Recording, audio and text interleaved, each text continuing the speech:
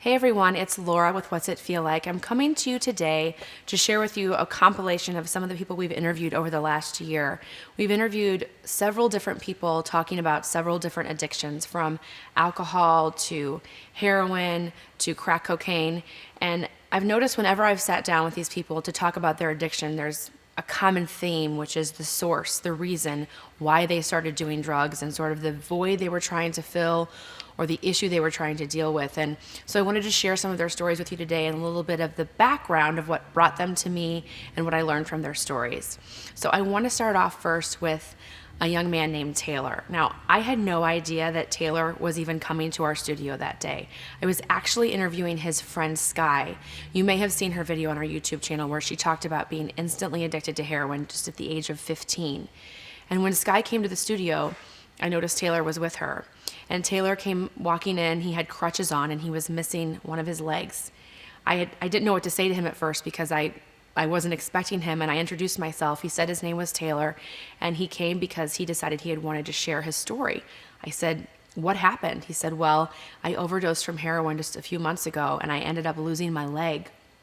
We'll get to that part of the story in a minute, but I was so impressed with Taylor to just come and say, "Hey man, can I share with you what's going on?" And he sat down and he was so open and honest about the beginning of his addiction and what happened. And so here's a part of what Taylor's story was on what his family history was and what he was trying to fill when he became addicted to heroin. My name's Taylor Moore, and heroin has affected every area of my life. Well, drugs in general. My father was murdered when I was 2 years old. He sold coke, and he was shot in the back of the head twice coming out of a bar in St. Louis. My mom, shortly after that, fell into heroin addiction. She is still in active addiction, has been my entire life pretty much, and so that's affected, just my childhood in general. I was passed around the family, whoever was willing or able to take us in. I have a little sister, a year younger. Did take us in. It's just, it's affected pretty much everything. It's taken my leg. It's ruined my family. How old are you? I'm 27 years old. And how long were you addicted to heroin? Since 18. Before then, I've been a drug addict since early 12. I started smoking pot, if not earlier than that. And it was what I used to, as you say, fill the void, but just to fight my depression. I've been depressed pretty much as long as I can remember, and marijuana was, compared to everything else, was an effective treatment for it. I've never gone to a psychiatrist or anything prior to recent years, but it helped. Can you describe the first time you tried heroin? I was trying to find some Percocets, and my friend knew how dead set I was against it, so he tried lying to me at first, and then I came over to his house, and there was a few of my other friends there, and it was on a plate. I remember thinking it was such a tiny amount that he wanted me to pay $20 for it, and I thought he was crazy. And I actually left, but once again, I guess the addiction took over, and I came back, and I was like, whatever, I'll try it. And I remember thinking that it was about the same as eating 4 Percocets. You said there was a line of it. Mm-hmm. For those of us that have never seen heroin or tried it, was it chopped up pill form or? No, well, raw forms of heroin are different. It can be like powder, or it could be, like a rock. And that's what this was. It was like the first time I ever done it, and tiny little speck. Okay, so you heard he had family history of heroin addiction, and he was trying to fill a void with mental issues he was having, and you probably want to know what happened with his leg. Well, Taylor served 2 years in jail for some drug-related charges, and he was sober the entire time. He was incarcerated, and just 2 days after coming out, he met up with a group of people that were shooting up, and that's all it took. And he ended up in a vacant building, and he overdosed, and he was there for hours. When paramedics found him, he was clinically dead. They were able to bring him back, but because it had been so long with him having no blood to his parts of his body. His leg became necrotic, and they had to amputate his leg. He said it was the most painful thing he'd ever experienced, and it actually took having that kind of an overdose and losing his leg to realize that if he didn't do something, he was going to die or end back up in prison, and there was no good coming out of this. And it took that, something so awful, to turn him around, and he was able to get sober. And so we're super proud of Taylor, and I thank him so much for sharing his story. With each of these stories that we tell, we'll be putting a link to their full video below. So if any of these people speak to you or you want to hear more from them, feel free to click the link below. So the next person I want to tell you about is my friend Tim. Tim and I met about 15 years ago in the television news business, and Tim is an on-air personality, full of life, Mr. Personality. Everybody in the St. Louis area loves Tim. They know who he is. He's one of those morning reporter guys with a ton of positive energy. But Tim suffered with alcoholism from high school till almost his entire time through college. He's been sober for more than 25 years, but he shared sort of what was going on in his life when he took his first drink and how that spiraled out of control very, very quickly. From day one, I was full on. I mean, there was never in my entire time that I was drinking, there was never a social drink for me. You know, my parents had just divorced. My father moved out of the house. I had just finished middle school, was starting high school. And, you know, my father was the spiritual anchor in the house. And when he left out and when things went south, I thought, you know what? God, I'm gonna do this on my own terms now. I'm gonna walk my own path. This way didn't work. I believed that this was supposed to be how it was going to go. My family was going to be together. And when that didn't happen, I decided to try things my own terms. When I go back to reunions now, from my high school reunions, invariably someone comes up to me and goes, "Man, I can't believe you survived high school." And the same could be said in college. It was a regular thing for me to wake up in places where I didn't know how I'd gotten there. My car was out front. I didn't remember driving. I was with strange people that I didn't know, wondering how I got there. So that was a regular thing for me. Waking up in fear of answering the phone because someone's going to call and tell me what I did the night before, because I had no recollection of it. That was a regular routine thing for me. And it used to make me mad even when I'd see somebody like would go in a 7-Eleven and they'd buy like one beer. I'm like, what's the point? Because that wasn't the point for me. The point was always to medicate. The point was always to escape. So as I said, Tim has been sober for more than 25 years. Tim continues to stay on the air in the St. Louis area, and he actually also has a show called The Thread STL, where he shares stories about how people in the St. Louis area are spreading good news and doing really great things for each other. So if you want to check out his YouTube channel, it's The Thread STL. His name is Timmy Zell. But I also thought something he shared that was really interesting and important for any of you out there that are struggling with addiction with families. Every year they celebrate his sobriety, and he tells his kids that he's an alcoholic. And he stressed in one of his videos, because we did a 3-part series on him, that it was important for his children to know that alcoholism, it runs in their it's hereditary, because he's an alcoholic and he has an uncle that's an alcoholic. And so he wants his kids to know that they already have the propensity to face addiction. And so he wants them to know, if you decide to take that drink, you have a better chance of becoming an alcoholic. And I thought that was a really interesting thing to share, that he's very open and not ashamed to tell his kids that that's part of his story. So he actually did 3 interviews, one about his alcoholism, what it meant to realize he was an alcoholic, how he has stayed sober, and also one on how to help people that are trying to stay sober in recovery. So I think you could really learn a lot from him. And again, all those links will be below. Okay, so our next guest that we interviewed, I found out about Natalie through her daughter. Natalie's daughter was following our Facebook page, and she emailed me and said, "I really want you to interview my mom. She's this incredible woman. I'm so proud of her." And what was even more interesting to me about that is that her daughter is one of 11 children. Natalie had 11 kids by the time she was 25. And I know people are like, how's that even possible? Well, she had 2 sets of twins.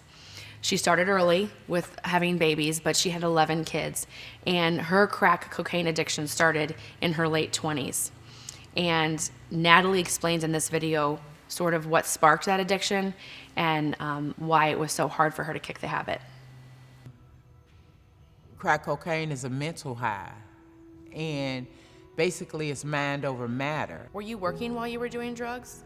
I was working, I was stealing, you know, I was a hustler, you know. And what is it, you said it's a mental high, does it make you feel no pain? I mean, did it cover up something that you were missing internally? Were you sad a lot? Do you think you had depression? Were you overwhelmed with all those kids? I don't think and honestly, in my situation, no. It had nothing to do with my children. It had nothing to do with being overwhelmed, nothing. All my addiction had to do was an internal hurt and just not addressing my issues. I'm an emotional creature, and I have that need to be loved, that need to be the center of attention, important, you know. So during my addiction, that's what I was, you know, because I kept crack cocaine plentiful, and I had friends, you know. Friends you were doing drugs with? Yes. Yes. The environment. What, did you carry any guilt during your addiction? Did you get to a point where you were like, I have to quit, Yes. but I can't? And can you talk me through a little bit of that? It was a point in my addiction I felt like I saw my children hurting. It was actually in 2004, and I had came home from another prison stint, and I noticed that my two sons were involved in gangs. So in the process, I reached out, you know, and I tried to be more acclimated in my life, in their lives, yet and still my addiction took over that, okay? Throughout my addiction, I wanted to be that mother they could always come to. Throughout my addiction, my children, they knew how much I loved them. They just wanted me there more, you know, so. Did your kids ever beg you to stop doing drugs? Did they ever say, Mom, please? They had to have known. No, they didn't. They never begged me to stop. And the reason why I tried to keep it away from my children. I never got high in the house with my children. I never came home high around my children. I tried to be as clean and in the closet with the addiction. It still affected my relationship with my children. Because like you said, you weren't as present as you wanted to be because you were Exactly. chasing the high. Exactly. So what's really amazing about Natalie's story is she was addicted to crack cocaine for 18 years. She served 3 stints in prison. And in her 3rd stint in prison, she realized, I've got to do something. She was started some of the older women in prison, one of that group of the older population. And she was looking at all these young women coming through, and addiction was a common theme with a lot of them in prison. And she decided in prison to get clean. She got out of prison, and she has been sober for the last 10 years. So she kicked her addiction in prison, got out, and I'm so happy to report that in May, she just got her college degree in public health. And she's in the St. Louis area trying to reach middle school youth and trying to help them stay away from drugs and also away from crime and violence. And her daughter, who I know probably suffered a lot growing up because her grandmother was raising her and she was watching her mom go in and out of prison, is so proud of her. So if any of you are out there and you're parents and you suffered from addiction and you feel like you've let your kids down and they'll never forgive you, she's a perfect example of her children forgiving her and giving her a second chance. And her daughter is the one that reached out to me to say, I want you to tell her story because I think she's so amazing. So I think that's pretty incredible. So Natalie, thank you for coming and sharing your story. And we also did 3 or 4 parts on her story because there's so many layers to it. We'll have those links below as well. Okay, so this next person that we interviewed, I adore. His name is Robert Riley. And I found Robert after calling a local high school to talk to them because they'd had a couple of heroin overdoses in just a couple years in the St. Louis area. And she told me about Robert, who comes and talks to schools and talks to kids about addiction. And Robert was an opiate addict, and he was spent several years in federal prison and came and shared his story about his drug addiction that started pretty early in life and why. My father is a heroin addict. He went to prison when I was 2 and a half. My mom is not. My mom's one of those have 2 glasses of wine a year type person. And, you know, my story is pretty, like I was addicted from day one. Like that is my story. Like it hit, you know, I was 14. I remember trying whiskey, you know, drinking it for effects. I tried whiskey. Within 1 week's time, I had smoked some weed, I'd done some cocaine, and I was on my way to Compton, California with some older guys to buy some PCP. Like, it was that quick for me. You had addiction in your blood. Yeah, I had, you know, I'll even go back. So we were really poor growing up, really poor. You know, my mom she was a secretary of the real estate office. We were moving all the time, and like we would live in these houses that the real estate office would be selling. The problem is when they sold, You had to go. it could be a month, it could be 6 months, right? And like I remember moving 4 times in one school semester. And when you're the new kid at every school, you're always trying to fit in. You don't have those friends there. You want people to like you. You want to, you know what I mean? You want that attachment. It's a common denominator with me and a lot of my friends. So when I found drugs and alcohol, you know, I fit in. So Robert has been sober for, I want to say it's been 11 years, and Robert got out of federal prison and decided to get sober and do something with his life. So he is a major player in the state of Missouri in opiate reform, opiate recovery. He has a recovery center here in Missouri. He has a sober living home. He has a place called Mo Network where they help people with drug addiction, with getting clean needles, with testing strips for making sure that the heroin isn't laced with fentanyl. He knows so much about this opioid crisis, and he is such an amazing advocate. So he also did a video on what he could tell parents to look for if they think their kids are struggling with addiction. And so I really encourage you to watch that video. And he's a wealth of information, and I just so appreciate him coming. And he really has dug down and realized what's feeding this crisis in our country. And he came and did a Facebook Live with us. He gave me Narcan and said, this is something you're going to run into. And ironically, about 4 or 5 months later, my husband ran into somebody at a Hobby Lobby having a heroin overdose. And because he watched the video, he knew enough to know that this guy was overdosing in the bathroom and to let police know. And it was all because Robert was letting us know about it. I mean, this crisis is affecting everyone. And Robert he's awesome. And I'm so glad he came to share his story. So now we have Tony, and Tony was actually someone that we featured in a series that we did on anxiety. And anxiety, where I've had a lot of people talk to me about, or depression or mental illness, tends to be something people struggle with, and they end up trying to feed that hole or the things they're going through with drugs or alcohol. And we had to drive to Chicago to talk to Tony because I had a difficult time finding a male who was willing to talk about struggling with anxiety or depression, and Tony was willing to do it. And when we were talking about anxiety, he started talking about his issues in college and how much he struggled with figuring out how to navigate his anxiety away at school. And he tried Adderall, which he thought was weird that a speed would do any good when you're suffering with anxiety. And that's what Adderall is if you don't actually have ADHD. My husband has ADHD, and he takes Adderall, and it helps calm his brain down. But if you don't have ADHD, Adderall does the exact opposite, and it's an upper. And so Tony realized, this is helping me feel better. I'm able to face things easier. I'm losing weight. But then anytime the Adderall would lose its effect, he'd come down and crash hard. And this is him kind of explaining that process and why it was so easy for him to become addicted to the Adderall. I would say that the biggest surprise to me in terms of substance abuse was how beneficial I thought it was for me to take Adderall or other ADHD medications. I had always thought, I have anxiety, I'm worrying about something, I should either smoke weed to calm myself down or take a Xanax to calm myself down.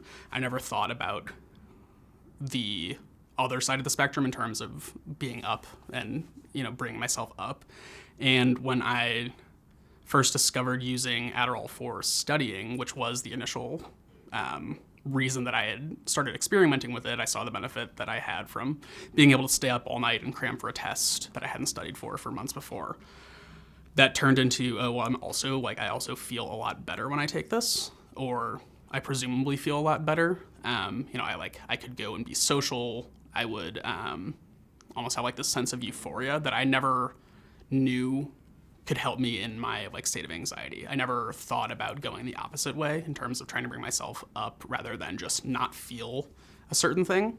And so it quickly became apparent that like that was something that I liked doing, and quickly became something that I started abusing. And I would say, unfortunately for me, it was not hard for me to acquire, and it wasn't something that I was ever actually prescribed. It just was so readily available in our friend group or in college in general that it became something that I didn't even have to think about being able to abuse. It was just readily available for me. And so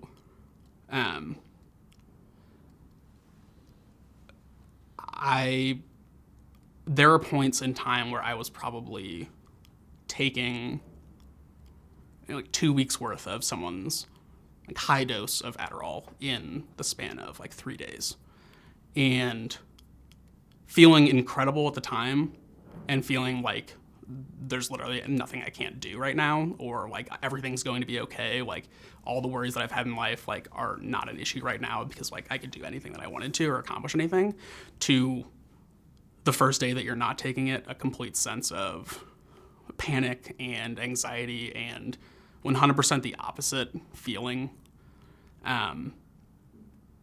What's scary about that though is my next thought was, well, how do I combat that? And it's like, well, take more or find more and take more. Not, okay, this was like an issue. I don't want to feel that extreme high or that extreme low. It's like, let's just get back to feeling like I can do anything that I want to. It wasn't until Tony was married that his wife brought to his attention that this is becoming a problem and sort of called him out on it. And at first he admits that he told her he was going to email his psychiatrist and he didn't. And then she asked for proof, and that's when he finally did. And Tony is now living daily with anxiety, but he's managing it through the right medications, the right kind of therapy, and being really open with his doctor about it. So I want to thank Tony for letting us come to his home, for being so open and honest, for being so vulnerable. And if you want to hear more about his issues with anxiety, he has a great video talking about panic attacks and then more on this addiction to Adderall. Again, we'll put that link below. Okay, so next is Susan. And Susan lives in Phoenix, and she flew in and she came to talk to us about what it feels like to be deaf. And ironically, Susan is also an alcoholic, and she became deaf when she was 2, and her parents taught her to read. They used all types of therapy to help her read lips, and she learned how to speak, but she felt very insecure about the way that she spoke and about being deaf all of her life until she was about 18 and she had her first drink. And that's when she realized that when she drank, a lot of those insecurities sort of melted away. And here's a little bit of her story. I've always had issue with alcohol. I remember my very first drink very clearly. And I remember taking that first sip and feeling that wave of relaxation wash over me. When I was 18 and I took that first drink and I felt that relaxation, after 18 years of feeling like I didn't fit in, 18 years of feeling like I wasn't good enough, 18 years of feeling like I didn't know the right thing to say or do, all of that melted away with that first drink. And I just kept drinking from there. It was numbing for you for the insecurities of for being deaf. I never had to think about what I was doing wrong. I didn't have to feel self-conscious about my accent. Most people, when they're drinking too, they tend to be more laid back about the people around them too. So me being deaf wasn't a thing at a bar. Everybody was drunk and laid back and having fun. So I never wanted to leave the bar. And that was a problem, because if you stay at a bar from 10 p.m. till 2 a.m., you can drink quite a lot in that time. I don't have an off switch I don't know how to stop. And that's true for alcohol, but it's also true for riding my bike. It's also true for working on a project. I don't stop until I'm done or until my body gives out. It's interesting to me to see people who can have just one glass of wine. It's mind-boggling to me. I wish I knew how to do that. But I don't. I have that one glass, and I keep having more and more and more until my body finally shuts down. So Susan has been sober for nearly 10 years. She's a college professor. She is an accomplished author. She's written 2 books, and she's also a triathlon runner, and she's doing great. And she, it's hard for her sometimes to still talk about it, and she didn't at first about being an alcoholic, but she realizes that there are so many people that we all know that have this same issue, and it's just nothing to be ashamed of. And so I appreciate her so much coming and sharing her story and sort of what prompted her to have such an issue with alcohol for nearly a decade that she was suffering with that. And what I want to leave you with today is with Taylor, the gentleman that I told you about at the beginning of this video. And it was some things that Taylor said at the end of his interview when I asked him, what do you want other people to know?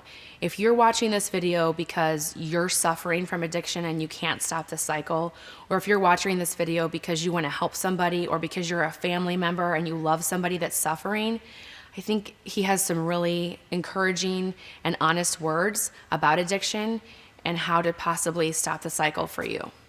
And what do you want to say to people that are struggling with addiction and they can't stop? Or, I would assume, they could look at you and say, man, I could be that person tomorrow. What can you say to them to just do something different? What's the one thing they can do different today than what they've been doing? One thing. You have to let go of your past. You got to let go of the guilt and the shame. You have to try to, and I know I thought it was impossible. It's not impossible, though. It's possible. You have to start building self-worth somehow. You gotta stop hating yourself. You gotta find hope somehow that you can be happy and that life is better and it's worth it. It really is. You have to let go. You got to forgive yourself. You got to forgive everyone else. You got to let go of the resentments. It's the first thing that has to happen. And then from there, you just got to start doing the next right thing. Stop staying stagnant. Do something with your life. Move on. Progression. Another thing is that I realized when I was addicted to heroin was there's always going to be a point in your life where you're going to want to you're either going to have to quit or you're going to want to quit. So instead of starting that whole cycle off again and then eventually having to quit or suffer the consequences again, you might as well just cut it out. Just stop instead of having to go through, all the pain over and over again. I guess that's the main point that I would make, is that nothing can come from it except pain. There's no pros on the list at all. It's all cons. There's all consequences, pain, suffering. So why even do it? That's all it is a drug to numb everything. Just exist. It's not worth it. So again, if any of these stories if you've connected to any of these people, I'm going to put a lot of links below so you can click right to them so you can hear more about their story. And I know a lot of you have commented on our videos about addiction, about you're suffering or you're sober now or you don't understand or you're sad and depressed because of someone you lost. And I think it's fair to say that most of us now know someone who's touched by addiction or struggles with it. And its whole purpose for this channel is to create some more empathy and some more perspective and compassion to what everybody's going through. And if we can just look at it more than just somebody decides one day they just want to wake up and become an addict, I don't think anybody really does that. I think that they find the thing that helps numb the issue, and then it just sort of spirals out of control. So we're going to keep telling more stories like this in the months ahead. I thank you for watching. I thank you for subscribing, and feel free to reach out to us and share your story, and we'll help tell it in any way we can. Thanks for watching.